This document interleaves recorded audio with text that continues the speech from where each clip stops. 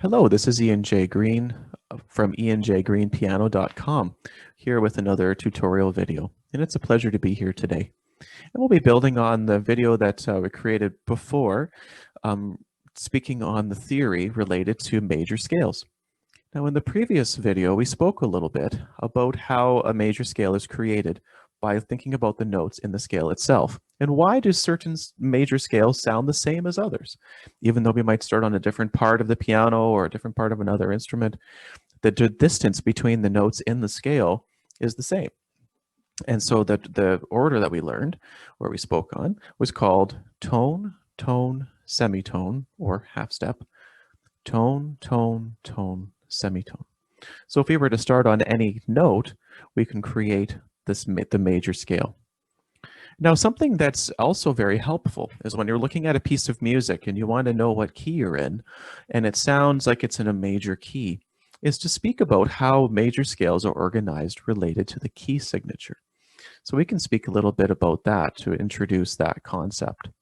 So what I'm going to do is share the screen to show some information that we put together. And we'll speak a little bit about what a key signature is. So a key signature is basically a short form in which each of the accidentals of a scale, or also known as the sharps or flats of a scale, are associated with the scale. And these are placed at the beginning of sheet music. So when you're looking at your sheet music and you have all the notes organized and all the different patterns of chords and everything else relating to the song, or relating to the piece of music, there's a set of sharps or flats at the beginning of the piece that tell the musician which notes to play in order to make it sound like you're in that scale. And so these are organized by either an order of sharps or by an order of flats.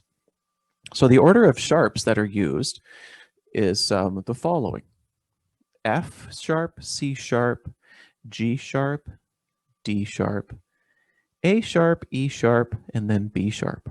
And there's a rhyme that goes along with this that's been around for quite a long time. The rhyme goes like this: Father Charles goes down and ends battle. Now, in the order of flats, for other scales that have flats in them, the order is backwards. So we think of the sharp order, but we just recite it backwards. B flat, E flat, A flat, D flat, G flat, C flat, F flat. And the acronym, or the rhyme, is battle ends and down goes Charles' father. Now, in another video, we'll do a little bit of an explanation of how to use that information with a couple of exercises that I'll show you on a really great website that you're welcome to, of course, to try out.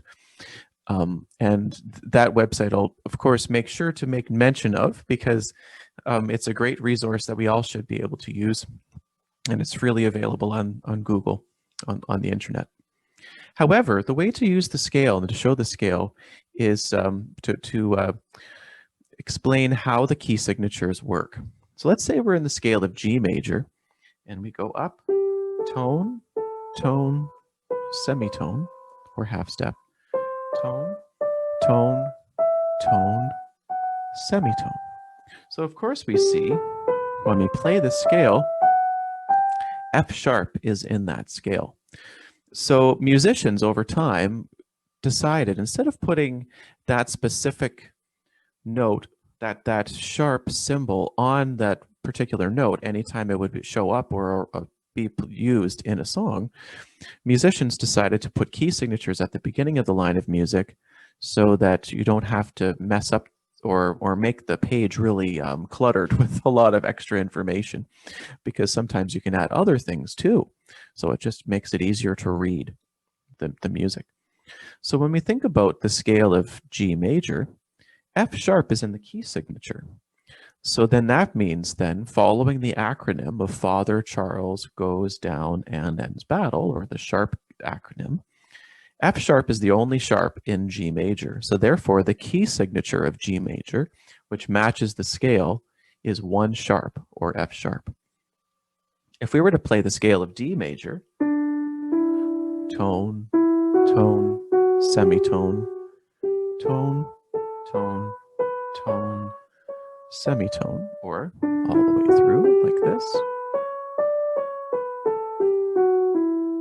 You'll see that F sharp and C sharp are both used. And again, if we think Father Charles goes down and ends battle, which is the sharp key signature formula, the notes F sharp and C sharp, which are included in the D major scale, tell us that the key signature of D major is F sharp and C sharp. And so using that order, Father Charles, that means we have two sharps in that scale. So if we were to see a piece of sheet music with two sharps at the front of it, and it sounds like it's in a major key or in a major sound, then we are in the key of D major. Now this concept can be expanded on with the flat scales and sharp scales as well. And we'll speak about that in another video by doing a couple of exercises, going through the order of sharps and flats and explaining a little bit about how this works. But the takeaways that you want to think about for this tutorial is that the sharp and flat key signatures have a very similar acronym. Father Charles goes down and ends battle. Or, that's for the sharps. For the flats, battle ends and down goes Charles' father. If you think about that, that gives you an idea of how many sharps and flats there are in music, but then each scale uses that acronym and just handpicks a few of those different sharps or flats and then uses that acronym when thinking of the key signature. So if we're in the key of D major, we use two of those sharps. If we're in the key of G major, we use one, and vice versa. There are more other scales that use more or less of those sharps and flats. This also fits with how the scales are played and also how music is read. And we'll speak about those things in different tutorials. So thank you for joining. My name is Ian Green from ianjgreenpiano.com.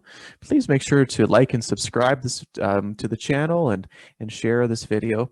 It'll be a pleasure to share other information with you that hopefully will help you along your musical journey. Thank you, take care, and have a great day enjoying music theory.